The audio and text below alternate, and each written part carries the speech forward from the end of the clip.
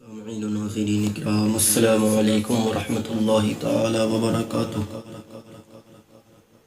نحمده ونصلی علی رسوله الکریم، اما بعد فاعوذ باللہ من الشیطان الرجیم، بسم اللہ الرحمن الرحیم۔ قال النبی صلی اللہ علیہ وسلم الشعبان الشہری، صدق اللہ مولانا العظیم وبلغنا رسوله النبی الامین المتین المبین الکریم، صلی اللہ علی النبی الامی وآلہ صلی اللہ علیہ وآلہ وسلم، صلی علیہ صلاۃ وسلام علیک یا رسول اللہ صلی اللہ تعالی علیہ وآلہ وسلم۔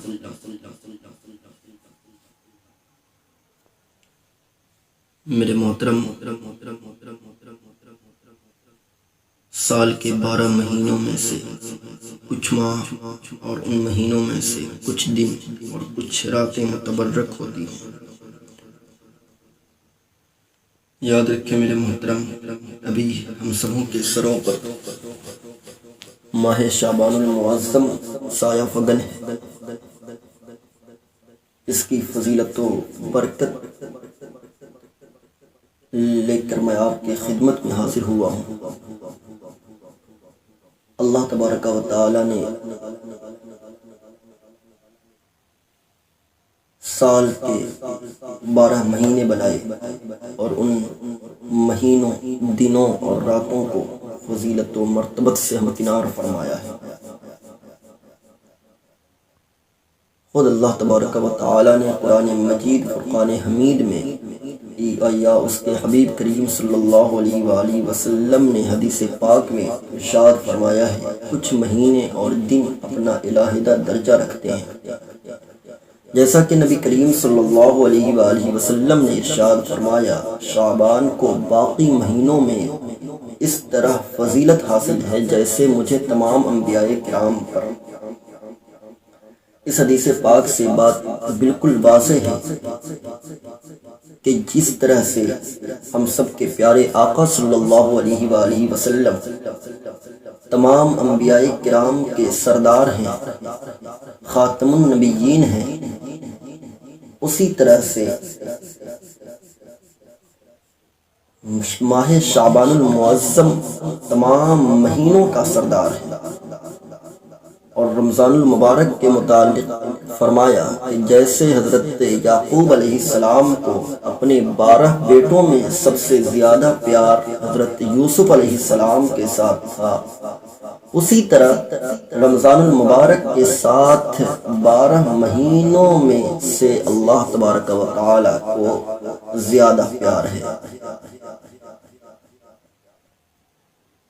اور اسی طرح اگر آپ قرآن مجید کا مطالعہ فرمائیں تو اللہ تبارک و تعالی نے قرآن مجید میں بعض مہینوں کا مرتبہ بیان فرمایا ہے، جیسے کہ شہر رمضان الذی انزل فیہ القرآن، رمضان کا مہینہ وہ ہے جس میں قرآن نازل فرمایا گیا۔ دوسرے مقام پر حج کے مہینوں کا ذکر فرمایا کہ الحج اشہر معلومات، حج کے یہ مہینے مقرر ہیں۔ اب آپ خود اندازہ فرمائیں کہ جن مبارک مہینوں میں حج کرنے کا حکم دیا گیا ان مہینوں کی کیا فضیلت و مرتبت ہوگی۔ ایسے ہی کچھ ایام اور کچھ راتیں متبرک ہیں، جیسے کہ شب قدر کے متعلق فرمایا انا انزلناہ فی لیلۃ القدر، بے شک ہم نے قرآن مجید کو لیلۃ القدر میں نازل فرمایا۔ اس نزول قرآن کی رات کا مرتبہ اور مقام کیا ہے؟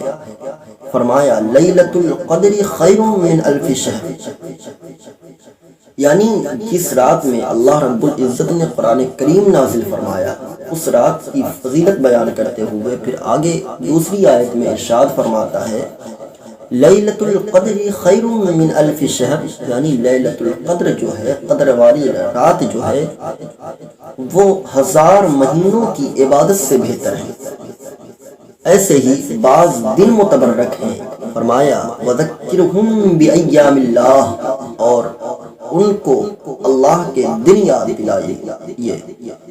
یعنی صحابی رسول کے بارے میں ہے کہ آقا کریم اللہ رب العزت آقا کریم صلی اللہ علیہ وسلم سے فرمایا کہ آپ انہیں یعنی صحابہ کرام رضوان اللہ تعالی علیہ مجمعین کو اللہ کے دن یاد دلائیے۔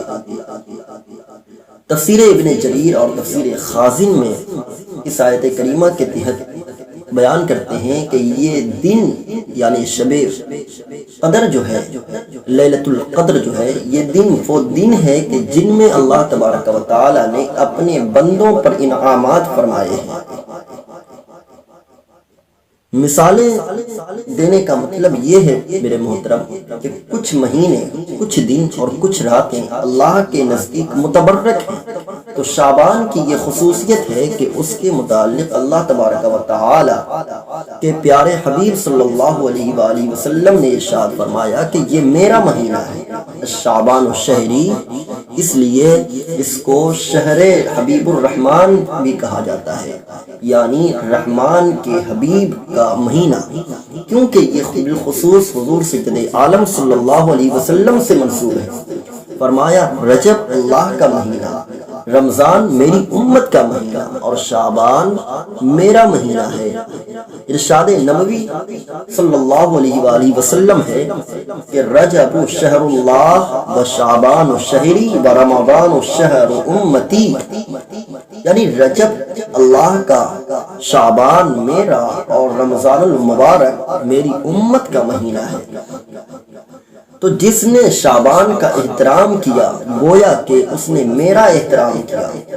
اب آپ اندازہ فرمائیں کہ جس چیز کی نسبت سرکار دو عالم صلی اللہ علیہ وسلم سے ہو جائے وہ چیز ساری کائنات کی اشیاء سے ممتاز ہو جایا کرتی ہے، عظمت و شان اور نرالی ہو جاتی ہے۔ جیسا کہ قرآن مجید میں اس کی مثالیں موجود ہیں کہ جو چیز سرکار دو عالم صلی اللہ علیہ وسلم سے منسوب ہو گئی وہ نرالی ہو گئی۔ سرکار دو عالم صلی اللہ علیہ وسلم سے شہر مکہ کی نسبت ہوئی تو اللہ رب العزت نے فرمایا لا اقسم بهذا البلد وانت حل بهذا البلد، میں قسم کھاتا ہوں اس شہر مکہ کی درا حالانکہ آپ بس رہے ہیں اس میں۔ اس آیت کریمہ میں جو لفظ واو ہے یہ عاشقوں کی جان ہے، یہ واو حالیہ ہے۔ مطلب یہ ہوا کہ میں شہر مکہ کی قسم نہیں اٹھاتا، مگر یہ کیسے ہو سکتا ہے کہ اے محبوب تو اس شہر میں موجود ہو اور میں قسم نہ اٹھاؤں؟ آہا کیا بات ہے! فرمایا سرکار اعلی حضرت نے کہ کلام مجید نے کھائی شہا تیرے شہر و کلام و بقا کی قسم۔ اب واو حالیہ ہے تو اس کا یہ مطلب ہے کہ اگر صرف اس شہر میں تیری آمد نہ ہوتی تو میں قسم نہ اٹھاتا، حالانکہ یہاں میری نشانیاں صفا اور مروہ موجود ہیں، چاہے زمزم موجود ہے، حتیم بھی ہے، رکن یمانی بھی ہے، حجر اسود بھی ہے، مقام ابراہیم بھی ہے، میزاب رحمت بھی ہے، یہ ساری چیزیں موجود ہیں، مگر قسم کی وجہ صفا اور مروہ نہیں، قسم کی وجہ چاہے زمزم نہیں، قسم کی وجہ حتیم نہیں ہے، قسم کی وجہ رکن یمانی نہیں، قسم کی وجہ حجر اسود نہیں، قسم کی وجہ مقام ابراہیم نہیں، قسم کی وجہ میزاب رحمت نہیں، بلکہ قسم کی وجہ میرے محبوب تیرے قدموں کی نسبت ہے، تیرے قدم سرزمین مکہ پر لگے، اے محبوب ہم نے قسم اٹھا لی کہ کلام مجید نے کھائی شاہ تیرے شہر و کلام و بقا کی قسم۔ اگرچہ میرا گھر کعبۃ اللہ بھی ہے، مکہ میں بھی ہے، مگر مجھے غرض تجھ سے ہے، وَأَنْتَ حِلٌّ بِهَذَا الْبَلَدِ، اگر تو نہ ہوتا تو میں کعبہ بھی نہ بناتا، سب کچھ تیری وجہ سے ہے۔ صرف شہر ہی کی قسم نہیں بلکہ آقا کریم صلی اللہ علیہ وسلم کے پیارے غلاموں، ہم سب کا رب العزت شہر صرف آقا کے شہر کی قسم نہیں کھایا بلکہ ہم سب کا رب العزت، ہم سب کا پالنہار شہر آقا کریم صلی اللہ علیہ وسلم سے جن چیزوں کو بھی نسبت ہوئی ان چیزوں کی قسم کھائی۔ دیکھیے اللہ رب العزت فرماتا ہے والتین والزیتون وطور سینین وہذا البلد الامین، قسم ہے انجیر اور زیتون کی قسم، طور سینہ کی اور اس امن والے شہر کی قسم، مجھے انجیر کی قسم اور زیتون کے تیل کی قسم۔ یا اللہ، کیا انجیر کی بیل لمبی ہے اس لیے تو قسم کھا رہا ہے؟ کیا اس کا ذائقہ بہت اچھا ہے اس لیے تو قسم کھا رہا ہے؟ حالانکہ ہم نے سنا ہے کہ آم پھلوں کا بادشاہ ہے، تو اے مولا تو نے آم کی قسم کیوں نہ اٹھائی؟ اسی طرح بڑے بڑے خوشبودار تیل موجود ہیں، تو نے ان کی قسم کیوں نہ اٹھائی؟ فرمایا میں خوشبو کو نہیں دیکھتا، میں محبوب صلی اللہ علیہ وسلم کی زلفوں کو دیکھتا ہوں، میں بیل اور ذائقہ نہیں دیکھتا، میں تو محبوب کی لبوں کو دیکھتا ہوں۔ انجیر یار کے لبوں کو اور تیل محبوب صلی اللہ علیہ وسلم کی زلفوں کو لگ گیا، میں نے قسم اٹھا لی، وہ خدا نے ہے مرتبہ تجھ کو دیا، نہ کسی کو ملے نہ کسی کو ملا، کہ کلام مجید نے کھائی شہا تیرے شہر و کلام و بقا کی قسم۔ کہیں فرمایا لعمرک، تیری عمر کی قسم، کہیں فرمایا وقیل ہی، تیری گفتگو کی قسم، کہیں فرمایا نون والقلم، نون والے ہونٹوں کی قسم اور قلم والی زبان کی قسم۔ ہاں تو عرض کر رہا تھا میرے محترم کہ جو چیز حضور اکرم صلی اللہ علیہ وسلم کے ساتھ منسوب ہو گئی نرالی اور عظمت والی ہو گئی۔ اب میرے محترم دیکھیں اللہ تبارک و تعالی ارشاد فرماتا ہے یا نساء النبی لستن کاحد من النساء، اے نبی کی ازواج مطہرات تم نہیں ہو دوسری عورتوں میں سے کسی عورت کی طرح، یہ بے مثال بیویاں ہیں کیونکہ میرے محبوب صلی اللہ علیہ وسلم سے منسوب ہیں۔ کائنات کی کوئی عورت کسی قبیلہ کسی شہر کی ان محبوب سے منسوب عورتوں کی مثل نہیں۔